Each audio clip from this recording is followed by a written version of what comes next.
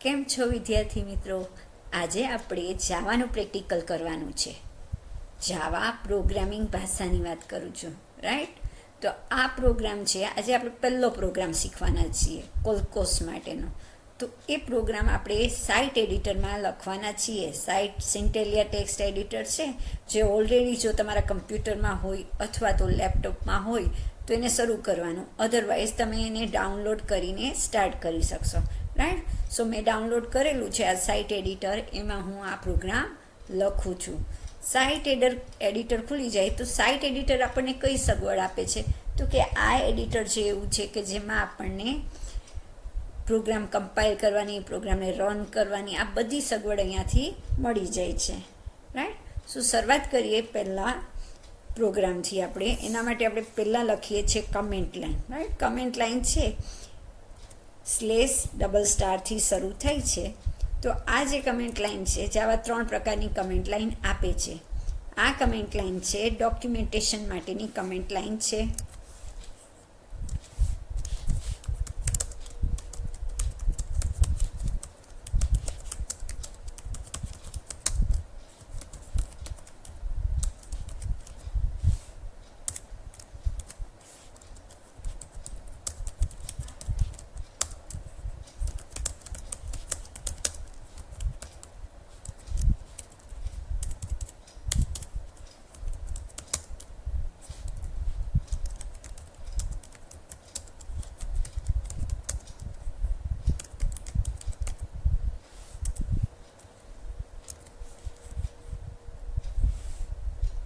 ચલો, આ comment line પૂરી થઈ. કમેન્ટ લાઈનની શરૂઆત જુઓ, // થઈ અને અંત આવ્યો // હવે શરૂઆત કરીએ છીએ જાવાના ક્લાસનો. તો જાવાનો ઓલવેઝ પ્રોગ્રામ છે એક ક્લાસનો બનેલો હોય, એ ઓછામાં ઓછો એક ક્લાસ, એક કરતાં વધુ ક્લાસ હોઈ શકે કોઈ પણ પ્રોગ્રામમાં, પણ આપણે અહીંયા એક ક્લાસવાળો જ પ્રોગ્રામ લખવાના છીએ. તો શરૂઆત કરીએ. અહીંયા આપણો ક્લાસ છે પબ્લિક છે, એટલે લખીએ પબ્લિક ક્લાસ કોલકોસ્ટ, રાઈટ? જાવામાં છે અમુક નિયમ છે નામ માટેના, કે અહીંયા કોલકોસ્ટ છે એમાં બંને સી છે કેપિટલ રાખ્યા, રાઈટ? તો જાવાનું જે ક્લાસનું નામ છે, વેરિયેબલનું નામ છે, જાવા કેસ સેન્સિટિવ ભાષા છે, તો જનરલી વેરિયેબલના નામ છે એ સ્મોલ લેટર્સમાં હોય, જ્યારે કેમલ કેસમાં તમારું ક્લાસનું નામ આપવામાં આવે છે. અહીંયા આપણો કોલકોસ્ટનો બ્લોક શરૂ થાય છે, એટલે આપણે કર્લી બ્રેકેટ આપીએ છીએ. પછી કોઈ પણ જાવાના ક્લાસમાં એક મેથડ અચૂકથી લખવી પડે, તે છે મેઇન મેથડ. તો મેઇન મેથડ છે એની વાક્ય રચના આ રીતે છે: public static void and main, જેમાં આપણે પેરામીટર પાસ કરીએ છીએ સ્ટ્રિંગ એરે.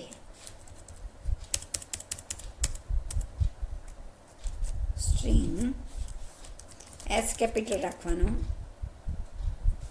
એરે છે એટલે મોટો કાઉન્સ આવશે, અને વેરિયેબલનું નામ, એરેનું નામ, રાઈટ? અહીંયા આપણી મેઇન મેથડ શરૂ થાય છે, એટલે અગેન કર્લી બ્રેકેટ. હવે આપણે શું કરીએ છીએ તો કે આપણને જેટલા વેરિયેબલ જોઈએ છે, આ પ્રોગ્રામ શેના માટેનો છે? તો કે આપણું જે ફોન કોલ કરીએ એનું બેલેન્સ અપડેટ કરવા માટેનું છે. સપોઝ આપણું પ્રીપેડ અકાઉન્ટ છે, રાઈટ? અને આપણું બેલેન્સ છે, એમ આપણે કોઈને કોલ કરીએ છીએ એટલે તરત જ મેસેજ આવે કે તમે આટલા સેકન્ડ વાત કરી, આ દરે વાત કરી, અને હવે તમારું બેલેન્સ છે આટલું છે. એટલે આપણું બેલેન્સ છે અપડેટ કરવા માટેનો આપણે પ્રોગ્રામ લખતા છીએ. તો એના માટે જરૂરી વેરિયેબલ આપણે ડિક્લેર કરીએ છીએ, એટલે અગેન અહીંયા કમેન્ટ લાઈન આવી /*, રાઈટ? આ મલ્ટીલાઈન કમેન્ટ કહેવાય. Declare variables.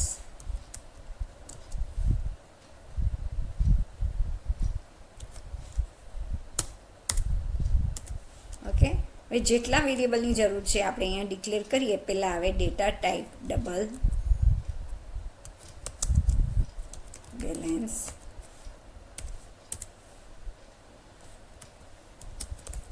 Double rate. આ રેટ શું કરશે એને આપણે સમજાવવું છે, તો કમેન્ટ લાઈન આપી શકીએ // single line comment, call rate ₹per second. Okay, હજી વેરિયેબલની જરૂર છે. કયા? તો કે ડ્યુરેશન. ઓકે, ડ્યુરેશન શું હશે?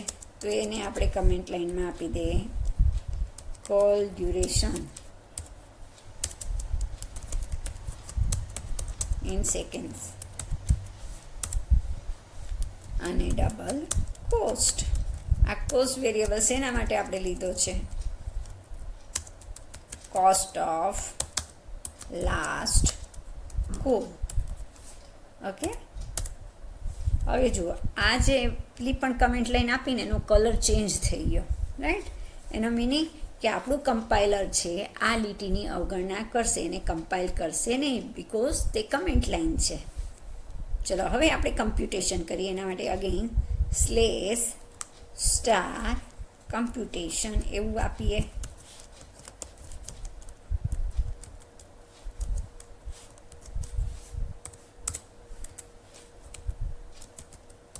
આપણું બેલેન્સ સપોઝ 170 રૂપિયા છે, રાઈટ?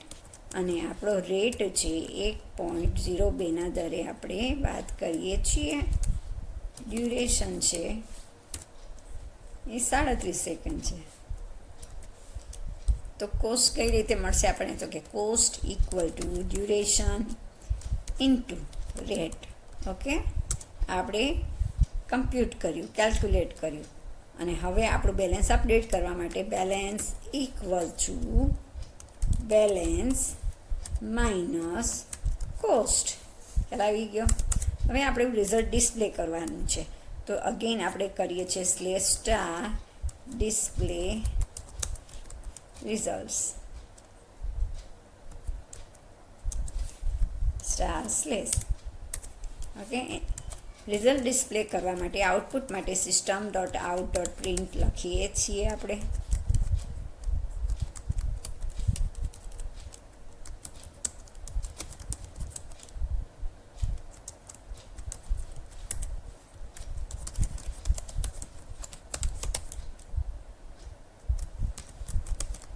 ડ્યુરેશન છે અહીંયા વેરિયેબલ લીધો છે એટલે આપણે ડબલ કોર્સમાં લખતા નથી, કેમ કે એની કિંમત આપણે પ્રિન્ટ કરાવવાની છે.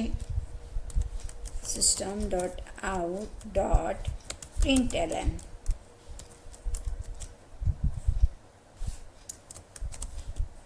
Seconds. System dot out dot println balance plus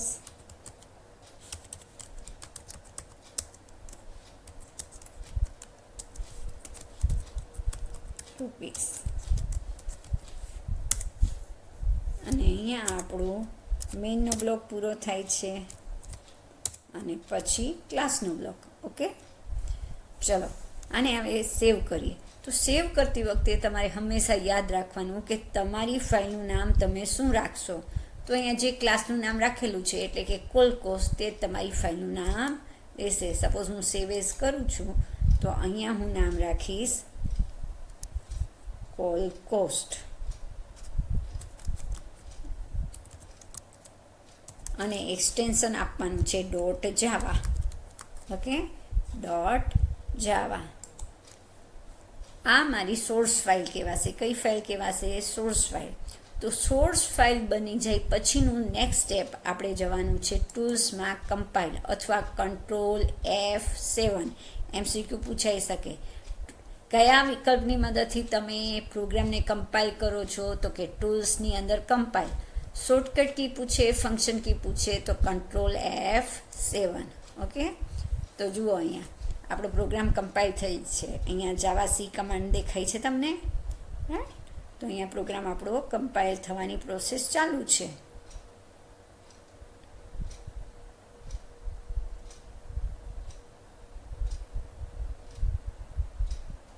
અને એક્ઝિટ કોડ 0 આવ્યો. એક્ઝિટ કોડ 0 આવે એનો મિનિંગ કે તમારો પ્રોગ્રામ સક્સેસફુલી કમ્પાઇલ છે, થઈ ગયો છે. અને તમે પરિણામ જોવા માટે ટૂલ્સમાંથી ગો કરો. ટૂલ્સમાં ગો અથવા ફંક્શન કી F5 એટલે પરિણામ તમે અહીંયા જોઈ શકો છો કે તમે 37 સેકન્ડ વાત કરી છે અને હવે તમારું બેલેન્સ છે 132.26 રૂપિયા. બરાબર ને? રાઈટ. તો આ પ્રોગ્રામનું એક્સપ્લેનેશન પાછું કરું છું. તો જુઓ અહીંયા આ જે ઉપરની લીટી છે એ ડોક્યુમેન્ટેશન કમેન્ટ લાઈન છે, જેની શરૂઆત // થાય છે અને અંત // થાય છે. જાવાનો કોઈ પણ પ્રોગ્રામ છે ઓછામાં ઓછા એક ક્લાસનો બનેલો છે.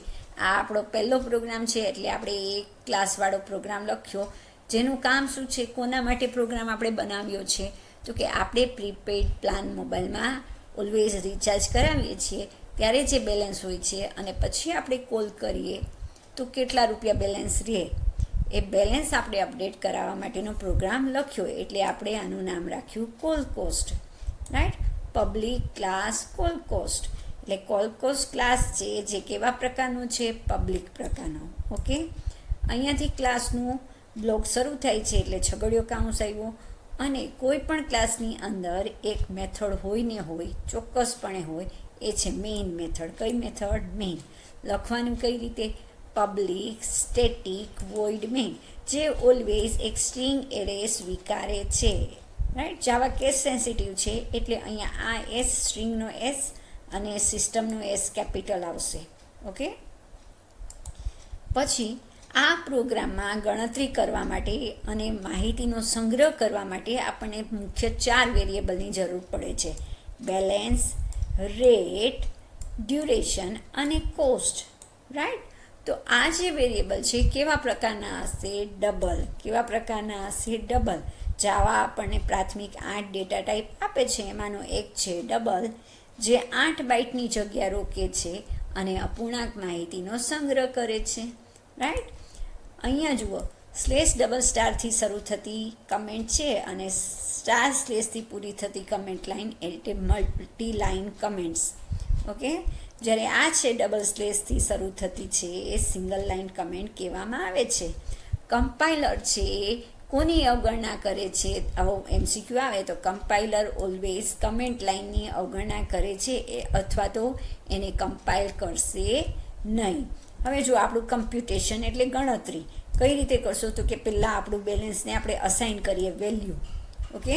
સો બેલેન્સની શરૂઆતની કિંમત 170 હતી, રેટ છે એનો દર 1.02 હતો અને ડ્યુરેશન આપણે 37 સેકન્ડ આપી દીધી છે. તો કોસ્ટ છે એની ગણતરી કઈ રીતે થશે, તો કે ડ્યુરેશન ઇન્ટુ રેટ. ડ્યુરેશન અને રેટનો ગુણાકાર કરીએ એટલે આપણને કોસ્ટ મળે છે અને આ કોસ્ટને આપણે આપણા મેઇન બેલેન્સમાંથી બાદ કરીએ એટલે આપણું બેલેન્સ અપડેટ થઈ જાય છે. આ રીતે ગણતરી થઈ જાય એટલે હવે આપણું કામ છે એને ડિસ્પ્લે કરાવવાનું, પરિણામ બતાવવાનું. તો પરિણામ બતાવવા માટે આપણે જનરલી જાવા પ્રોગ્રામની અંદર system.out.printનો ઉપયોગ કરતા હોઈએ છીએ. રાઈટ. system.out.print મેથડ છે એ શું કરશે, તો કે ડબલ કોર્સમાં જે હશે એ મેસેજ તરીકે પ્રિન્ટ થશે. જ્યારે આ ડ્યુરેશન છે ડબલ કોર્સમાં નથી એટલે એની વેરિયેબલ છે અને વેરિયેબલની કિંમત પ્રિન્ટ થશે. એવી જ રીતે system.out.println ln છે એ શું કરે છે, તો કે નવી લાઈનમાં છે પ્રિન્ટ કરશે. રાઈટ. તમારી વિગતો છે ન્યૂ લાઈનમાં પ્રિન્ટ કરવા માટે println આપવું જોઈએ. ઓકે. અને અહીંયા જુઓ બેલેન્સ કઈ રીતે આપતા છીએ, તો કે અહીંયા બેલેન્સ છે ડબલ કોર્સમાં આપીએ છીએ, પછી પ્લસ છે. તો આ પ્લસ છે સરવાળા માટેનું નથી, પણ આ પ્લસ છે કોન્કેટનેટ ઓપરેટર છે કે જે સ્ટ્રિંગ અને વેરિયેબલની કિંમતને જોડવાનું કામ કરે છે. તો અહીંયા સ્ટ્રિંગ જુઓ, પરિણામમાં જુઓ આ બેલેન્સ, પછી આ 132.26 એ તો આ બેલેન્સની કિંમત છે જે આપણા વેરિયેબલની કિંમત છે અને પાછળ આપણને સ્ટ્રિંગ જોઈએ છે રૂપીસ. રાઈટ. અહીંયા આપણો મેઇન મેથડ અને અહીંયા આપણું ક્લાસ પૂરું થાય છે એટલે 2 છગડિયા કાઉન્સ આપણે પૂરા કર્યા છે. ઓકે. સેવ કરી લઈએ તો નેક્સ્ટ સ્ટેપ ટૂલ્સમાંથી એને કમ્પાઇલ કરવાની જરૂર પડે. જેવું કમ્પાઇલ થાય એટલે જુઓ જાવાનો કમાન્ડ, જાવા સી કમાન્ડ. આ પ્રશ્ન પણ પૂછાતો હોય કે જાવા પ્રોગ્રામને કમ્પાઇલ કરવા માટેનો કમાન્ડ કયો છે, તો કમાન્ડ છે જાવા સી કમાન્ડ. તમને એમ પૂછાય કે એક્ઝિટ કોડ 0 શું સૂચવે છે, તો એક્ઝિટ કોડ એમ સૂચવે છે કે તમારો પ્રોગ્રામ સક્સેસફુલી કમ્પાઇલ થઈ ગયો. રાઈટ. તો હવે જો સક્સેસફુલી કમ્પાઇલ થઈ જાય તો કઈ ફાઇલ બને છે? તો એની એક ક્લાસ ફાઇલ બને છે, રાઈટ, જેને આપણે બાઇટ કોડ ફાઇલ કહીએ, રાઈટ. બાઇટ કોડ ફાઇલ, જેમ કે અહીંયા આપણી સોર્સ ફાઇલ હતી colcos.java, અને જેવું એક્ઝિટ કોડ 0 આવ્યો એટલે એની નવી ફાઇલ બની જે છે colcos.class, રાઈટ. આ ફાઇલને આપણે બાઇટ કોડ ફાઇલ કહી શકીએ, બરાબર. હવે આપણે એનું પરિણામ જોવા માટે આપણે રન કરવા પડે અથવા ગો કરવા પડે અથવા F5 કરવાનું. એટલે રન કરવાનો કમાન્ડ છે જાવા કમાન્ડ, આવું પણ પૂછાય. રન કરવાનો કમાન્ડ પૂછાય તો જાવા કમાન્ડ, વિકલ્પ પૂછાય તો ટૂલ્સમાંથી ગો, અથવા ફંક્શન કી પૂછાય તો F5 કી. ઓકે. અને જ્યારે પણ આપણે રન કરીએ માત્ર ને માત્ર ફાઇલનું નામ આવે, પાછળ કોઈ એક્સટેન્શન આવે નહીં. ખ્યાલ આવી ગયો? હજી આપણે નેક્સ્ટ પ્રોગ્રામ કરવાનું છે એરેથમેટિક ઓપરેટર્સ, અને એ જ રીતે આગળ જવાના છે આપણે બ્રાન્ચિંગ, લૂપિંગ, બરાબર ને, રાઈટ, કન્ડિશનલ ઓપરેટર. આ બધું જ આપણે વારાફરતી એક એક વિડીયો થ્રુ દરેકે દરેક પ્રોગ્રામ સરસ રીતે કરીશું. તમને પણ કોઈ ક્વેરી હોય, કોઈ જાવા પ્રોગ્રામમાં ડિફિકલ્ટી લાગતી હોય તો મને ચોક્કસપણે કમેન્ટ કરજો.